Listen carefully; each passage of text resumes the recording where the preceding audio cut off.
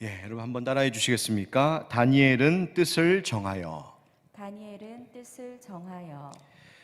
이번 특별 기도회 기간 동안 다니엘서 말씀을 우리가 함께 묵상하면서 이 시대에 또 2021년도를 시작하면서 우리가 어떤 기도를 드려야 할까, 또 우리의 마음을 어떻게 새롭게 해야 할까 함께 주의 뜻을 묻고자 합니다. 여러분 시간마다 사모함으로 함께 해주시고, 또 말씀을 그냥 오늘 듣는 것, 이 시간 듣는 것으로만 그치지 않고 종일토록 그 말씀을 되뇌이고 묵상하면서 말씀과 함께 이 두 주를 보내셨으면 좋겠습니다. 1970년 미국의 유명 경제학자 갤브레이스 교수가 그의 책 제목에 있었던 불확실성의 시대라고 하는 말이 지금은 경제 분야만이 아니라 사회 모든 면에서 인용되고 있는 것 같습니다. 사실 이 책은 20세기 경제 흐름에 대해서 말하고자 했던 책이었습니다.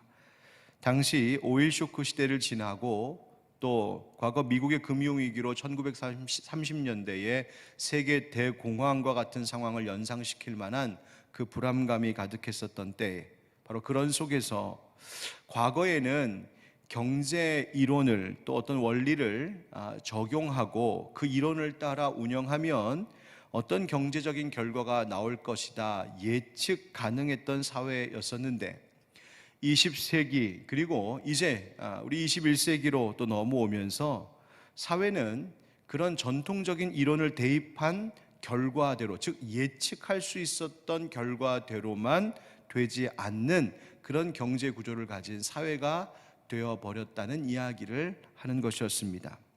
즉 이론대로, 공식대로만 되지 않는 세상을 말하는 것이죠. 그래서 앞으로 과연 어떻게 될지 예측 불가능한 이 세상이 되어버린 것에 대하여 The Age of Uncertainty, 즉 불확실성의 세대라고 그렇게 이름 붙였던 겁니다. 그런데 이제는 경제 분야뿐만이 아니라 모든 면에 있어서 우리가 불확실성의 시대를 말하고 있습니다. 코로나 시대를 지내오면서 당장 다음 주, 당장 며칠 후를 장담하기 어려운 일들이 참 많아졌습니다. 당장 우리 삶의 주변이 그렇지요. 단기적으로는 내일 당장 가게 문을 열 수 있는 건지, 손님은 받을 수 있는 건지, 직장 출근은 해야 하는 건지, 아이들 학교는 가는 건지, 또 교회 예배는 모일 수 있는 건지, 그럴 수 없는 건지, 계속해서 수시로 달라지는 그 정부의 방침에 따라 우리는 어떤 것을 뚜렷하게 계획 세우고 그대로 될 것이라 약속하기가 참 어렵게 되었습니다. 어디서 확진자가 나왔다라고 하면 오늘 당장이라도 발목이 잡혀 꼼짝없이 묶여 있어야 하는 것이 지금 우리의 현실입니다. 장기적으로도 그렇습니다. 누가 지금 이 사회, 이 세상의 미래에 대하여서 이렇다 저렇다 장담할 수 있겠습니까? 불확실성의 시대를 쓴 저자는 이런 시대에 유일하게 확실한 사실은 우리가 서로 원자폭탄을 떨어뜨리면 분명히 지구는 멸망할 것이라는 점, 그 외에는 장담할 수 있는 확실한 것이 아무것도 없다고 말합니다. 그런데 사람들은 바로 그와 같이 이 시대가 불확실하다고 하는 점을 정면으로 응시하지 못하고 있다, 그렇게 지적하기도 합니다. 여러분, 시대가 불확실하면 그 안에서 살고 있는 우리의 삶도 불안합니다. 어떻게 될지 예측하기 어려우니까 마음이 불안한 거죠. 당장 뭘 못해서, 당장 어디 갈 수 없어서, 우리가 당장 어디 여행 갈 수 없어서 그래서 답답한 것이 아니라 앞으로 어떻게 될까 알 수 없다는 그 불분명함, 그 불확실함이 우리를 답답하게 하는 겁니다. 하지만 생각해 보면 그렇다고 미래가 다가오지 않는 것 아닙니다. 코로나 때문에 그렇게 힘들다 어렵다 해오면서도 어느덧 2020년이 다 지나가고 2021년 새해를 맞이할 때가 되었습니다. 우리가 내일을 알 수 없고 미래를 예측할 수 없을 뿐이지, 미래는 계속해서 우리에게 한 걸음 한 걸음 다가오고 있습니다. 어떤 일이 있고 어떤 난관들에 부딪히든 어찌됐든 우리는 그 불확실한 시대를 맞이하게 될 것입니다.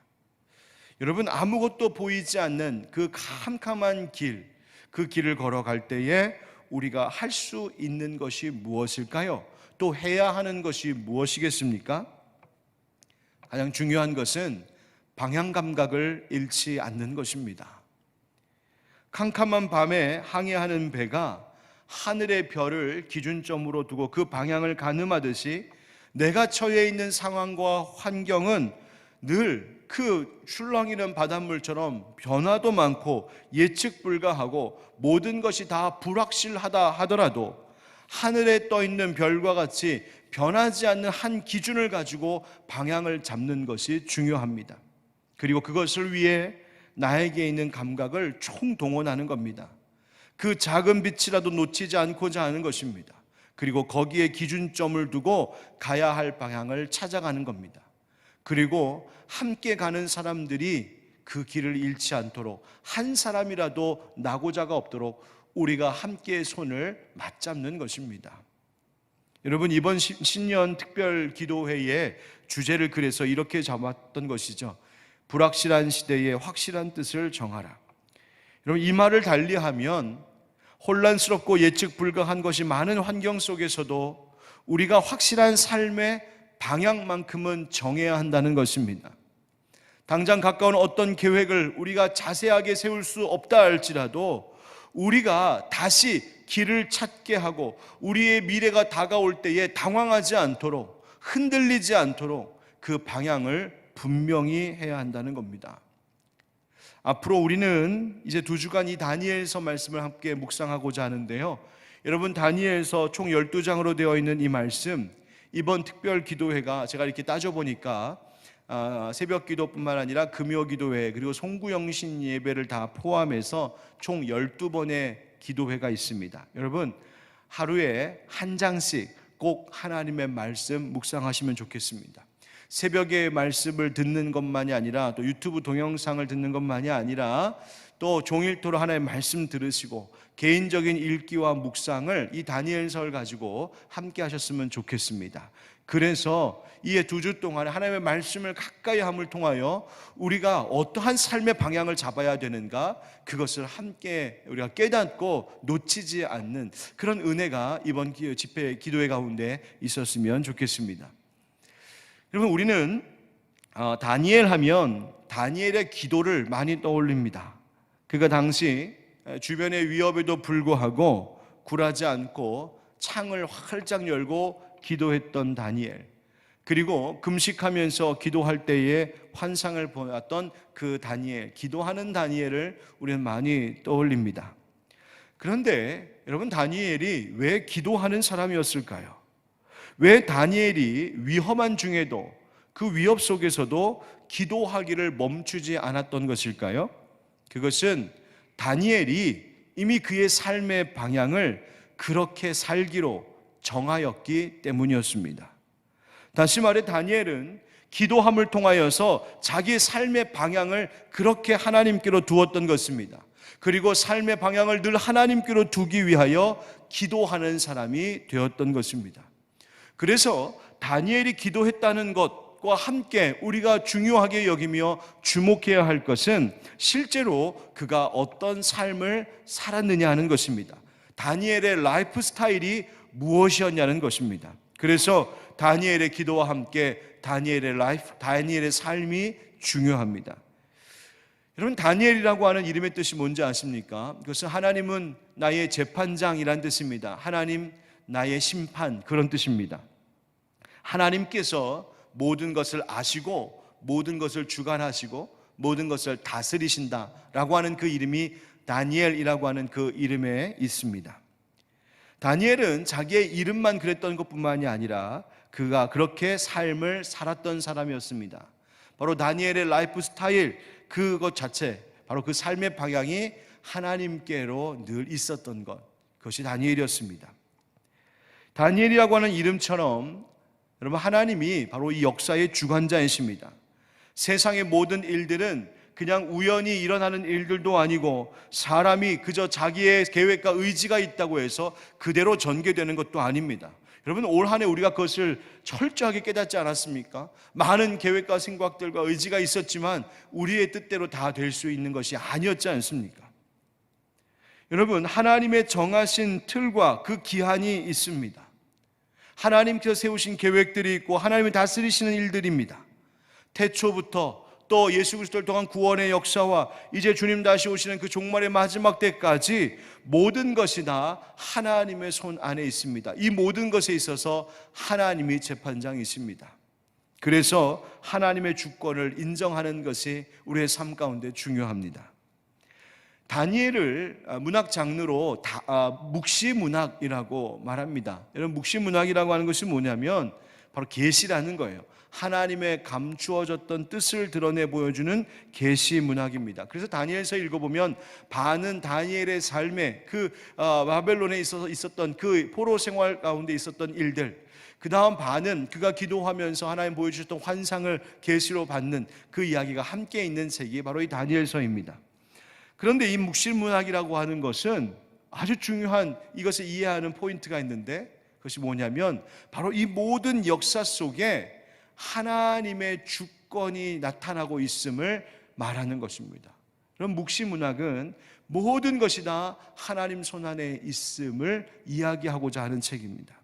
그래서 지금 비록 우리가 환난 가운데 있다 할지라도, 한치 앞을 예측하기 어려운 시대를 살고 있다고 해도 이 모든 환난과 불확실함 속에서도 하나님이 그의 백성들을 지키시고 승리하실 것이라는 하나님의 위로를 전하기 위하여 쓰이는 책들이 바로 묵시문학이요 다니엘서가 또한 그 가운데 하나입니다. 하나님은 언약의 하나님이십니다. 하나님은 약속하셨고 그 약속을 이루십니다. 그리고 그 일에 있어서 하나님은 신실하십니다. 그런데 바로 하나님의 그러한 신실하심을 믿고 그것의 삶의 방향을 맞추며 살아가는 사람들 사이에 하나님의 은혜, 하나님의 능력은 효력을 보이기 시작합니다. 여러분, 하나님께서 우리에게 원하시는 삶이란, 그래서 바로 다니엘, 우리의 재판장 되시는 하나님, 심판 되시는 하나님에 대하여서 우리의 삶의 방향을 정하고 그 하나님을 신뢰하고 그 하나님의 신실하심처럼 우리도 하나님에 대하여서 신실하겠습니다라고 하는 이 신앙의 삶, 바로 다니엘 라이프, 그것이 우리의 삶의 방향이 되기를 하나님은 원하고 계십니다. 다니엘서는 이 바벨론의 포로로 끌려간 다니엘과 세 친구의 이야기를 통하여 우리를 먼저 가르쳐주고 있습니다. 1장을 보니까 다니엘 이야기의 그 첫 시작의 때가 언제인지를 이렇게 말해주고 있는데요, 바로 1절에 유다 왕 여호야김이 다스린 지 3년이 되는 해에 한 주전 605년경쯤 되는 때입니다. 바벨론의 느부갓네살 왕이 이 예루살렘 유다를 침공했습니다. 그리고 포위하고 수많은 사람들을 바벨론으로 포로로 끌고 가게 되죠. 2절 말씀이 이렇습니다. 주께서 유다 왕 여호야김과 하나님의 전 그릇 얼마를 그의 손에 넘기심에 그가 그것을 가지고 신할 땅 자기 신들의 신전에 가져다가 그 신들의 보물 창고에 두었더라. 아멘. 여러분, 여기에서 우리가 주목할 말이 하나 있습니다. 주께서 그의 손에 넘기심에라고 하는 이 말입니다. 하나님께서 예레미야와 같은 예언자들을 통하여서 계속해서 말씀하셨던 그 일입니다. 범죄한 유다 또 이스라엘 백성들 하나님 심판하시기 위하여 북방의 이방 나라를 들어 이들을 심판하시겠다고 하셨던 하나님의 그 계획 그대로, 말씀하신 그대로 지금 이루어지고 있는 겁니다. 그래서 이 여호야김 왕과 그리고 하나님의 성전의 그 기물들과 같은 좋은 것들을 느부갓네살 왕의 손에 넘겨주셨다. 하나님이 넘겨주셨다. 즉 이것도 하나님의 주권 아래에 있다는 겁니다. 여러분, 기억하십시오. 다니엘서는 유대인들에게 닥친 이 비극적인 상황마저도 하나님의 손 안에 있음을 고백하는 것으로 시작되고 있습니다. 우리의 삶이 그래야 됩니다. 하나님을 향하여 방향을 둔다는 것, 그게 뭡니까? 세상이 혼란스럽고 불확실한 것이 많은 이때에 삶의 방향을 하나님 앞에 맞춘다는 것, 여러분, 이 모든 것의 시작은 이 모든 혼란과 이 모든 불확실한 것마저도 다 하나님의 손 안에 있다는 것, 그것을 인정하는 것입니다. 내가 운이 없어서, 재수가 없어서 내가 지금 이렇게 되었다, 그것이 아니라 지금의 이 모든 어려운 상황들마저도 하나님의 손 안에, 하나님 주권 안에 있음을 내가 믿습니다. 이것이 바로 다니엘 라이프입니다. 코로나, 여러분, 이 코로나로 지금 우리가 너무나 어려움 가운데 있는데 하나님이 코로나를 이기지 못하셔서, 하나님이 코로나를 다루지 못하셔서 그렇습니까? 하나님이 세상을 지키지 못하시는 겁니까? 하나님의 능력이 실패한 겁니까? 아니지 않습니까? 이 모든 상황과 지금의 모든 혼란과 어려움마저도, 이 불확실하고 불안한 것마저도 하나님의 손 안에 있음을 우린 고백해야 됩니다. 하나님은 낮과 밤을 모두 다스리시는 하나님이십니다. 느부갓네살 왕이 환관장을 시켜서 이스라엘 자손들 중에 왕족과 귀족 몇 사람을 데리고 왕 앞에 오게 합니다. 4절에 보니까 어떤 소년들을 데리고 왔는가 하면 흠이 없고 또 용모가 단정하고 아름답고 모든 지혜를 통찰하고 지식에 통달하고 학문에 익숙한 뛰어난 엘리트 인재 4명을 왕 앞에 데리고 오게 합니다. 즉 유대인들의 교육을 잘 받고 학습을 통해 기본적인 학문적 바탕을 가지고 있는 소년들이었습니다. 그런 사람들을 뽑았던 이유가 있습니다. 뭐라고 4절에 말하고 있냐면 갈대아 사람의 학문과 언어를 가르치게 해서 5절에 보니까 3년을 그렇게 잘 길러서 왕 앞에 서게 하려고. 그러니까 당시에 그 바벨론의 문화, 학문, 문학 같은 것들을 체계적으로 잘 배우게 하고 그것을 통하여서 인재로 양성하려고 했던 것입니다. 당시 바벨론 제국은 고대 근동의 학문의 전당이라고 할 만큼 그렇게 앞서가던 국가였습니다. 여러분, 하나님의 자녀들도 세상에서 필요한 지식들 쌓아야 합니다. 그것을, 즉 세상을 배우고 세상을 알아가는 것이 세상의 문화와 세상이 말하는 것들을 내가 따라가고 그것을 취하기 위해서가 아니라 여호와 하나님을 믿는 이 확고한 신앙의 바탕 위에서 이 세상에서 일어나는 것들을 잘 알므로 세상에 대하여 대비하기 위하여, 하나님의 진리를 변호하고 수호하기 위하여, 그리고 이 세상 가운데에 오히려 하나님의 복음을 전하고 하나님의 문화로 세상의 문화를 바꾸어 가기 위하여 우리 믿는 자녀들도 이 세상의 것들을 잘 배울 줄 알아야 합니다. 불확실한 세상에서 우리 아이들이 미래를 하나님의 세상으로 날마다 확장시켜 가기 위해서는 하나님께서 우리에게 베풀어 주시는 영적인 거룩한 지식을 함께 배움과 동시에 이 세상을 볼 수 있는 눈, 바로 통찰력이 필요합니다. 저는 우리 하늘빛 광성교회 모든 가정의 자녀들이 이와 같은 비전을 갖게 되기를 주의 이름으로 축복합니다.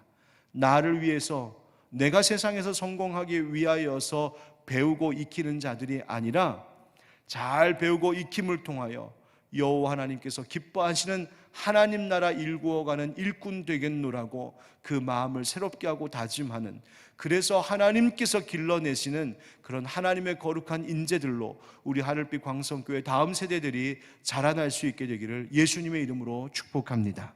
자, 그런데 이때 왕이 그 왕이 먹는 음식과 포도주를 날마다 줘서 3년을 기르게 하죠. 바벨론을 위해서 일할 인재들로 키운 겁니다. 바로 거기에 다니엘, 하나냐, 미사엘, 아사랴가 있었습니다. 그들의 이름이 바로 다니엘, 바벨론의 말로 벨드사살이라고 했고, 사드락, 메삭, 아벳느고, 우리는 그 이름이 조금 더 익숙하죠. 그렇게 그 이름을 불렀던 것입니다. 자, 그때에 오늘 본문의 말씀, 오늘 제목이기도 한 8절과 9절 말씀이 있습니다. 우리 한번 같이 읽어보실까요? 8절과 9절 시작.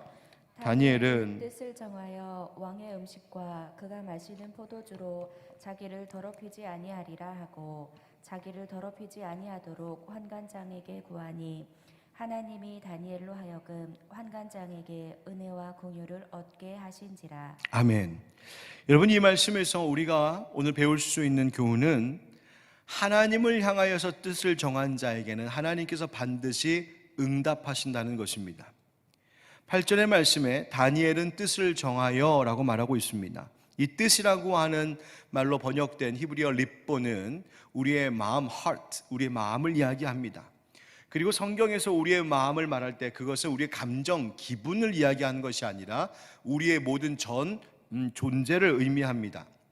왜냐하면 우리가 살아가는 데에 나타나는 우리의 말과 행동과 모든 태도를 결정짓는 것이 결국 우리의 마음이기 때문에 그렇습니다. 그래서 여기서 말하는 이 뜻, 립보라고 하는 이 말은 바로 그 다니엘의 존재의 삶의 축이 되는, 그 중심이 되는 것을 말하고 있습니다. 그러니 다니엘이 뜻을 정하였다라고 하는 이 말은 그의 마음과 그의 삶의 모든 것들을 다 하나님께로 방향 두기로 결정했다는 뜻입니다. 다니엘은 특별한 혜택을 받게 되었습니다. 왕의 진미를 먹을 수 있는 것이었죠. 엘리트 코스였습니다. 포로가 이런 대우를 받았던 거예요. 그런데 다니엘이 뜻을 정하여 더럽히지 않으려 했다는 겁니다. 왜요? 이 왕이 먹는 음식들이 바로 우상에게 바쳤던 음식이요, 왕이 준 음식을 먹는다는 것은 하나님이 아닌 왕에게 충성을 바친다는 뜻으로 여겨졌기 때문입니다. 자기에게 주어진 혜택, 또 그것을 거절할 때에 찾아올 수 있는 그 불이익, 이 모든 것들에도 불구하고 하나님의 말씀과 뜻을 따라 살겠노라고 삶의 방향을 분명히 한 그 결연한 의지가 바로 다니엘의 소년의 때부터 나타났던 것이죠. 여러분, 그렇게 뜻을 정하여 지키는 것이 결코 쉬운 일은 아닙니다. 그러나 하나님은 하나님께로 그 마음의 뜻을 정한 자, 신실하신 하나님에 대하여 나도 신실하겠노라고 그 중심을, 그 삶의 전부를 하나님께로 초점 맞춘 자에게 하나님은 반드시 응답하십니다. 9절 말씀 읽었던 것처럼 하나님이 다니엘로 하여금 환관장에게 은혜와 긍휼을 얻게 하셨답니다. 하나님께서 이미 환관장의 마음을 붙잡고 계셨어요. 여러분, 언약을 지키는 자, 하나님께 신실하고자 하는 자에게 하나님은 절대로 얼굴을 돌리지 않으십니다. 하나님은 신실하신 하나님이시오. 그 하나님에 대하여 또한 신실한 자들, 그렇게 하나님께 뜻을 둔 자들에게 은혜와 긍휼을 베푸시는 분이십니다. 여러분, 우리 하나님을 향하여서 마음의 뜻을 늘 정하여 두고 세상과 타협 없이 분명하고 거룩한 그 뜻을 세워 지켜나갈 수 있는 우리 하늘빛 광성교회 모든 성도들 되시길 예수님 이름으로 축복합니다. 이 뜻을 정했을 때에 여러분, 세상에서 우리의 뜻을 흔드는 일들이 분명히 있을 수 있습니다. 이 어려운 시대에 나는 그래도 하나님만 보며 살겠습니다, 마음을 정하고 살아갈 때에 그런데 우리를 혼란스럽게 하는 일들이 있습니다. 그럼에도 불구하고 세상과 타협하지 않을 때에 승리가 찾아옵니다. 오늘 본문 12절 13절이 이렇습니다. 청하오니 당신의 종들을 열흘 동안 시험하여 채식을 주어 먹게 하고 물을 주어 마시게 한 후에 당신 앞에서 우리의 얼굴과 왕의 음식을 먹는 소년들의 얼굴을 비교하여 보아서 당신이 보는 대로 종들에게 행하소서 하매, 환관장이 다니엘과 그의 친구들 때문에 죽게 될까 봐 두려워했습니다. 왜? 제대로 먹이지 않으면 안 되니까. 그러나 다니엘과 세 친구가 기지를 발휘하죠. 감독자에게 열흘 동안의 시험을 제시한 겁니다. 채식과 물만 우리가 먹어보겠습니다. 그 결과가 어땠나요? 15절, 열흘 후에 그들의 얼굴이 더욱 아름답고 살이 더욱 윤택하여 왕의 음식을 먹는 다른 소년들보다 더 좋아 보인지라. 아멘. 여호와의 신앙, 즉 하나님께로 뜻을 확실히 정한 자들, 그 믿음과 삶의 방향을 고수한 사람들의 결과가 무엇이냐면 더 좋아 보이는 것이었습니다. 하나님은 하나님을 향하여서 마음의 중심을 두고 그 뜻을 정한 자들, 그들의 손을 들어주신다는 사실을 잊지 마시기 바랍니다. 여러분, 세상과 타협하지 마십시오.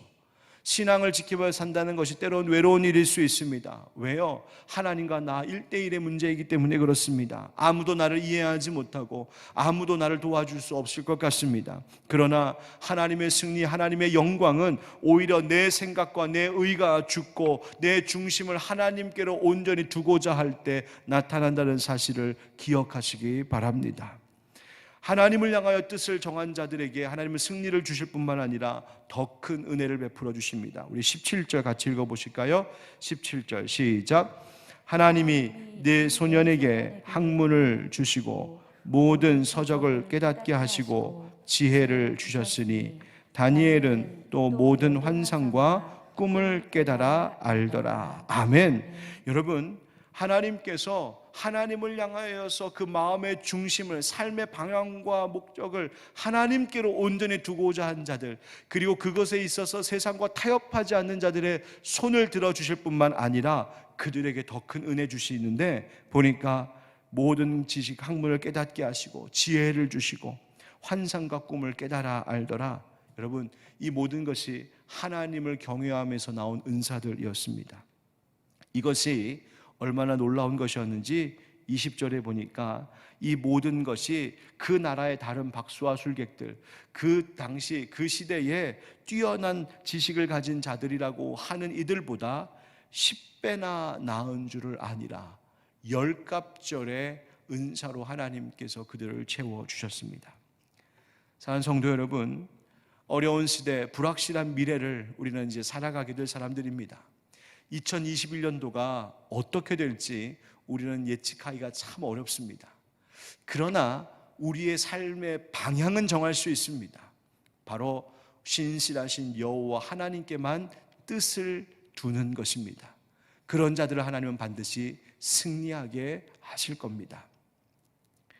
25살의 젊은 선교사 언더우드가 1885년 4월 5일 제물포에 도착했었습니다.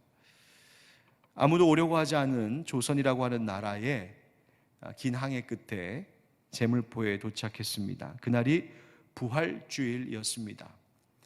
그 배에 아펜젤러, 감리교회 출신 아펜젤러 선교사님도 함께 타고 있었기 때문에 그 두 분이 같이 이 조선 땅을 밟으면서 기도하기를, 주님, 부활주일 우리가 여기 왔습니다. 이날 죽음의 철장을 부수신 주님께서 이 백성을 얽매고 있는 줄을 끊으시고 그들로 하나님의 자녀들이 얻는 생명과 자유로 이끌어 주시기를 기원합니다. 기도하면서 이제 선교 사역을 시작했습니다. 그런데 옛날부터 언더우드의 기도라고 해서 우리에게 이렇게 전해 내려오는 기도문이 하나 있습니다.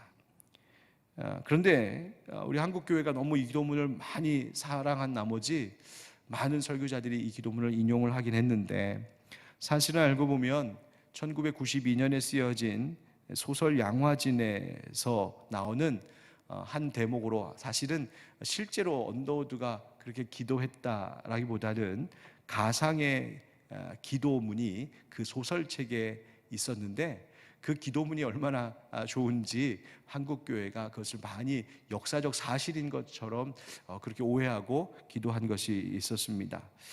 비록 이것이 가상의 기도이지만 이 기도문을 한번 읽어보면 우리의 마음 가운데 오늘 함께 나눴던 말씀과 함께 통할 수 있는 점들이 있을 것 같습니다. 제가 한번 그 기도문을 읽어보겠습니다.